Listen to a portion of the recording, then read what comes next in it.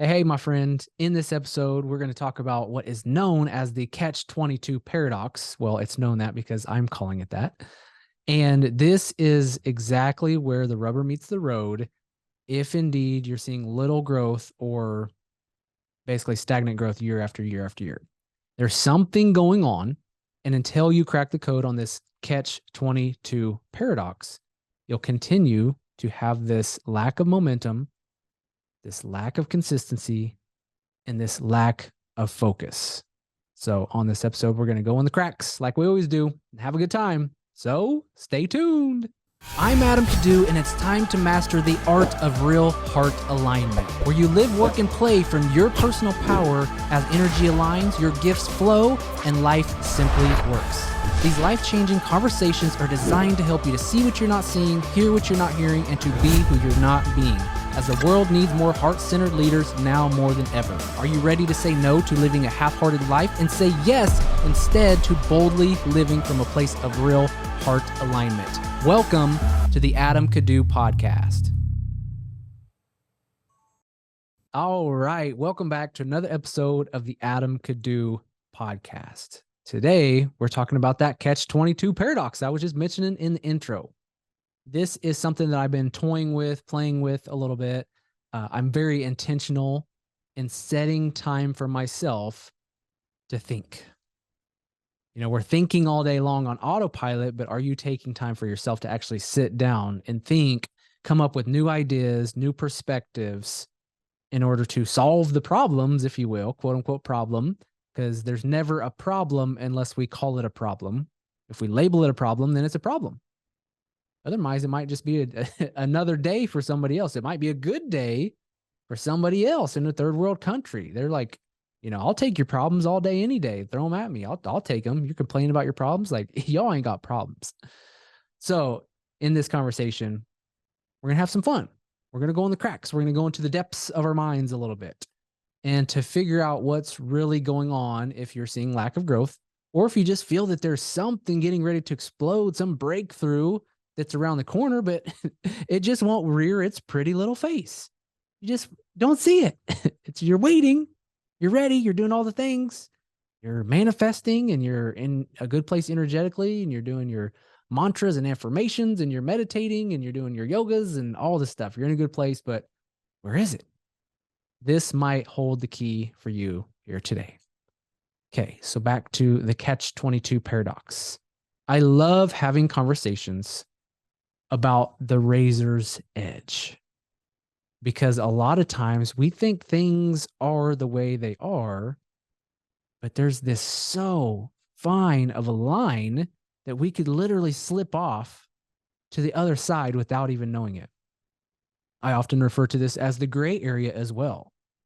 This area where we feel like we're certain, we've got it figured out, we understand things, but yet one small little nuance can radically change the game for your understanding and awareness of that which is getting in your way or causing trouble or being a problem, a pest in your life.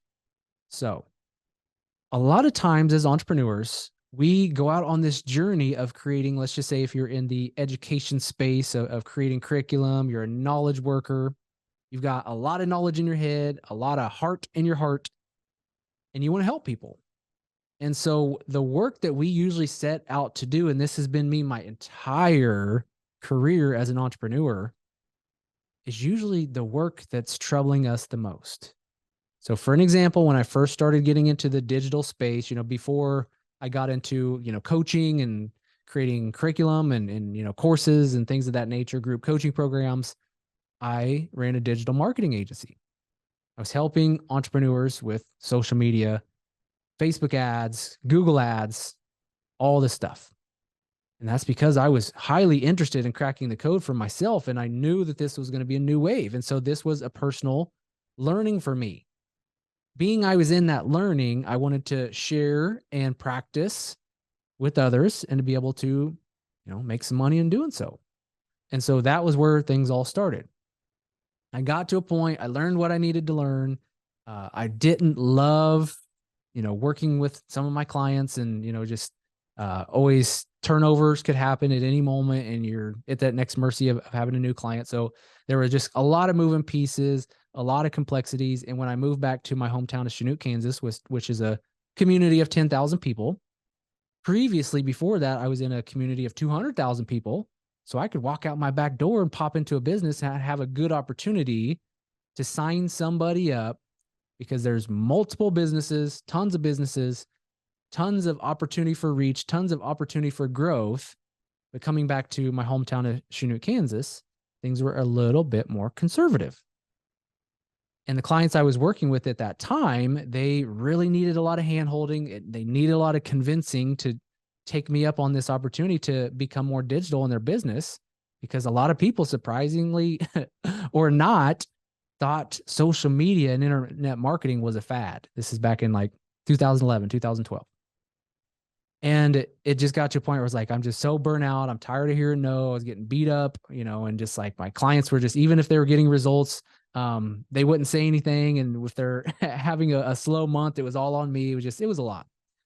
So I started paying more attention to the coaching space, creating courses and things of that nature. And in that moment, I had this bout, if you will, with ADD and lack of focus. Back then, it was just literally like you could have a conversation with me and I'd be spacing out, thinking of 500 different things. And it got to a point where it was totally just taking me out of life. Like I would be so, anxious in times, and I'd be thinking so far ahead at times. I'd be in a conversation with somebody and I'm thinking about 500 moves ahead, which isn't a bad thing all the time, but I just wasn't present. I wasn't able to connect. I was just missing a lot of things. And I would work sometimes and I would just be jumping from thing to thing to thing to thing, literally multitasking my face off. And I, even read a whole bunch of productivity books back then. The one thing, focus on that one thing. What's the one thing I can do today, this week, this month to drive things forward? Read the book, The 12-Week Year. So it's just like, okay, I've got this plan, this project I'm working on. I read Scrum book, the art of doing twice the work in half the time. Just a lot of stuff trying to figure out what was going on when I just could not seem to get stuff done. I could not seem to focus. And so lo and behold, that was what I was working on. So naturally, I've got all this information. I'm learning all this stuff. I'm having all these aha moments. It's fresh. It's close to me. Why not start teaching this stuff? Right? But every single day, in every single way, I was getting into this imposter syndrome. I had this bout of imposter syndrome where I was all in. I was all excited. Oh, this is amazing. And then all of a sudden I have this bad day or bad week. And, back then, literally, like I would say every 2 weeks, I would fall into a funk. I won't call it a depression, because this was actually kind of after 2014 when I did have a depression. But it was just like so many times I was just falling off, and I was just like, where in the heck am I? And then I'd be so excited and feel like I was so organized, and then I'd fall off again. And so I'm like, who am I to teach this stuff when I don't have it figured out myself? Now, here's the sleeper though. I wasn't saying that verbatim to myself. That was oblivious to me. But it definitely showed up in how I was being visible or non-visible online. It definitely showed up when I wasn't putting out offers. It definitely showed up when I wasn't focused on helping people. I was so worried about fixing myself first. So I've got all this information. I've got all these studies, and I was having new results. I was getting more done. Things were working well for me. People could use this and benefit from it. Who am I to do it? And everybody probably already knows this already. So I constantly had this in and out battle. At the same time, I wasn't honoring the work. I wasn't honoring what was in front of me. And then fast forward, I started getting into more transformation-oriented work, more personal development type work. And I worked with a coach from Tony Robbins' program, back in 2014 to 2016. I just needed some help, some guidance at that standpoint. And, an offer came across my plate. I got on a call with these guys, liked them. It's my first ever coach back in 2014. I learned a lot. It wasn't quite, the glorious coaching that I would have loved, but I learned a lot. I started getting more introduced to even deeper NLP, things of that nature. So it served its purpose. However, there was still work to be done. And in seeing that, oh yeah, okay, so I can start, seeing things differently. I can reprogram beliefs. I'm starting to speak in a different way because I was picking up on how my coach was speaking to me. So I started getting into coaching more.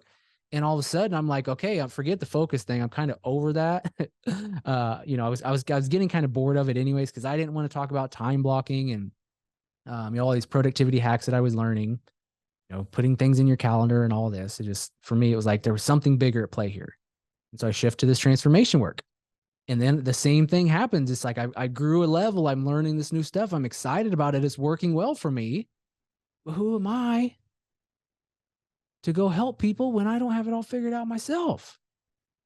And yet again, that wasn't the thought process. That was not so crystal clear to me. Because if it was, I would have just went ham on that belief and dismantled it and got it the heck out of the way. But I didn't quite see it for what it was. And so if you can try this on yourself, you might see if that's still there. Because it's crazy, we do all this work, this belief work,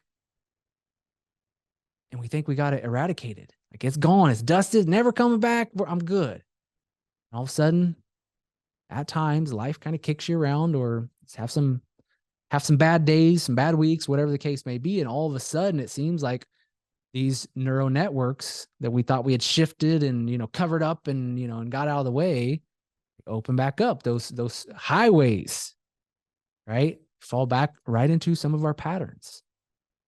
But it's the thought that, who am I to do this?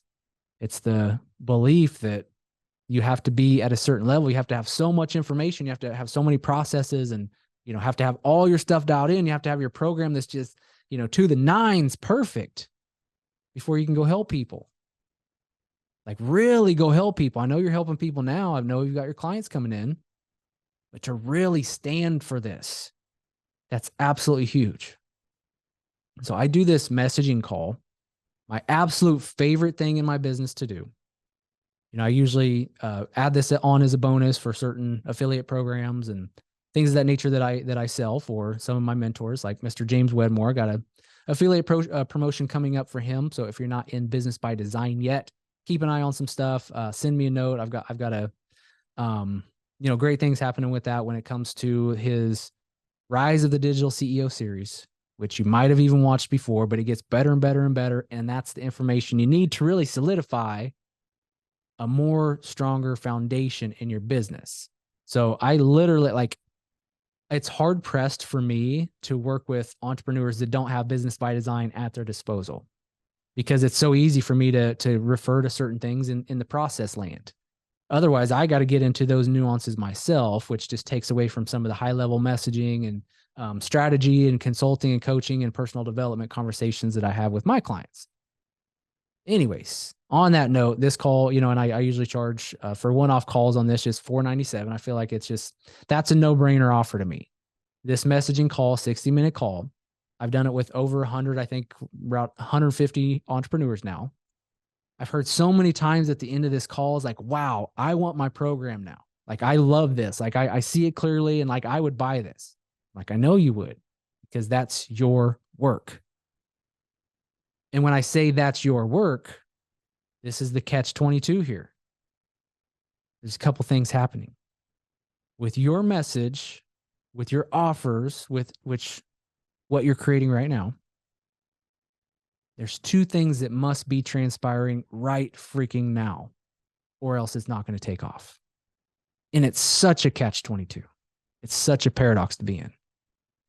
Number one, you've got to have this conviction in your heart, this knowing, this understanding, this full-on awareness that this work you're doing right here and right now changes lives. It doesn't matter what the work is. It doesn't matter what you're doing. If you don't have that conviction that this changes lives, you're not going to grow. You're not going to fully scale. You're not going to step into this. You're not going to represent this offer, AKA everything's energy, this energy, in a way that's going to allow you to create the life that you love.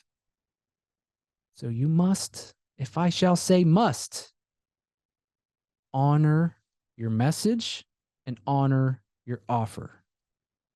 You must honor what's on your heart. You must lean in. Too many times we're learning and we're studying and we're taking the next course and the next course and the next course, and which is fine. We got to continue to grow. It's like the Matrix, they went into these little devices and downloaded a whole bunch of information. We've got to. But it's such a crutch for a lot of people. It's such a safe zone. That comfort zone is learning, getting ready to get ready. Getting ready. Just got to get a couple more pieces of the puzzle. Then I'm going to go. Oh, wait. No, I need this pieces of the puzzle too. And then we'll go. Oh, wait. No, now I can see that this is really the last piece that I need. Okay. Study your butts off. Take new training, but be real with yourself. But we get caught in this passivity, this passive stage of learning. So back to the paradox. You must honor your work. You must honor what's coming through you that's given to you from a higher level. We won't get into that today because you can feel it. You can feel that this information resonates with you. It's not yours. It's not your ego's. It's not mine. I did the work. I get all the accolades. No, it's a collective process. So honor what's coming through you. Honor your work. Honor your message. Honor your offer. Here's the catch-22. You must also, bar none, ground zero, be the absolute walking, talking best case study for your offer, for your message, for what's coming through you. You must walk your talk. Because people, we are becoming so freaking sensitive on this planet where they're going to feel it. Where there's misalignment, when there's just a slight hesitation, when there's this slight, yeah, but, I'm saying this, but, people got to feel it. And if it's not there, they're going to take a step back. They might still enroll. I'm not going to say you have to be perfect, right? But they're going to think a little harder about saying yes to your offer. And it doesn't matter if you have it all figured out. That's the thing. But as long as you are the best case study, the example, you are working the hardest at what you're asking your customers, your students to do. You must be absolutely impeccable with doing your own exercises, using your same approaches in business. If you're in business, if you're in teaching business, you must have an impeccable website if you're teaching other people about websites. Because otherwise, there's this incongruency, this misalignment, if you will. Because you're sitting here preaching and speaking, but all the while you got skeletons in your closet. Yeah, but don't look at mine. And it's so easy to laugh it off. Say, do as I say, not as I do. But if you don't have that authority yet, where people come to you and they're like, they got it figured out. I just know they got it figured out. We've got to walk our talk. We've got to walk that razor's edge. We've got to end this catch-22 paradox once and for all. And yet again, it's that slippery slope of who am I to do this versus honoring your message. And that catch-22, it's not about having it all figured out. It's not about being the perfect student, but it is about honoring your work as a student. And so I lost sight of this for myself. I lost sight of this last year. Life was kicking my butt. We've all heard. Now I'm going to keep talking about it, just a rough freaking year of sleep. And I got kicked out of my own bed 2 months ago. Mr. Jax, our 1-year-old, is sleeping in my spot right now. We just could not get that dude to sleep. We just waved white flag. We said, okay, you sleep with mom, let dad get some sleep. I gotta get back to it a little bit. Because I was, honoring my wife and what she's going through. It was me with the baby every night, every 2 hours. We had the same thing go on with Bentley for 6 months, and then he just slept perfect after that. It was a long 6 months, but man, he's a good sleeper. And now Mr. Jax, it's like the Energizer Bunny. It keeps going and going and going, not ending. He just doesn't, he just wakes up. He's just scared. He's just frantic, has some nightmares, night terrors, or something. Haven't quite figured it out yet. But we're here and we're doing it. But I realized, I mean, I was getting so wrapped up in it, attachment, and I was, had this idealized version of how my business needed to be and go. And we had so many nanny troubles since October, 6 nannies since October. It has been a lot because it's like I'm getting ready to do a promotion, then we lose a nanny, and it's not like my wife can just, stop doing her stuff and working. And so we'd have to split time and, the whole ordeal over and over and over. So we finally said, okay, look, dad is working 20 hours a week. Mama's working 20 hours a week. We're just going to ride it for a little bit. So now I've got this whole new opportunity. I'm not going to call it anything other than an opportunity to get even more focused, to get even more intentional in business. Because where I used to have 40, 50, 55 hours sometimes working, not no more. Not no more. Not no more. And so in my time, I've got to, and I get to, which is an honor. I get to, it's a choice. I get to walk my talk. I get to practice what I teach inside Heart Center Selling Mastery. The energetic exercises, the ways to clear energy, the ways to clear mental stuckness, the ways to keep yourself in a beautiful state. So that way, when you are creating, it has heart resonance all over it. And without doing my work, I'm dead in the wind right now. And I lost sight of a lot of that, a lot of kicking and screaming this last year, wanting it to be a certain way, attachment, which yet again, something I teach, to let go, to be here, right here and right now. And I lost sight of it all. I lost sight of all of it. And so now I'm feeling stronger than ever because now I have the opportunity. And this happens in life sometimes. Things work well, very well, like a new exercise or something I'm doing. And then I have the harebrained idea of whatever happens, life gets in the way, or I'm like, I'm good. I don't need to do this anymore. Almost subconsciously, if you will, which is sabotage. And then all of a sudden life goes off the rails and I'm like, well, I was doing so good. Oh yeah. I was doing this exercise. I was doing this, this new thing. I was doing this. This was working well. Let me grab onto this and never freaking let it go again. So that's what I'm doing right now. Going back through my own work, my own creation in Heart Center Selling, and grounding myself in the exercises, the prompts, to let go of what I need to let go of, to clear what I need to clear. And I don't have the luxury of, sitting down before work for an hour and meditating and, having all this space and allowing all the divine guidance, good stuff to come through. I got to clear, I got to connect, and I got to go. Got to clear, got to connect, got to create. And that's what we're doing now. So big things ahead. Check in with yourself in that gray area, in that razor's edge, in that catch-22 paradox, and see if you're really honoring your work. Are you your best freaking case study and example? Are you walking your talk? Are you doing it? Or at least you giving 100% effort on that side of things? Because we teach what we need to learn the most, right? So chances are you're teaching some of the stuff that you went through and you're still got, baggage from things not always working so smoothly in that arena. Yet again, it's just like, that's part of your story. You doing this work. Most of us had to overcome something and we're still overcoming something. And so are you honoring your work as your absolute best case study? And if not, incongruency across the board. People are going to feel it. We can sense things better than ever before. So it's time to buckle down. It's time to get serious about following your plan.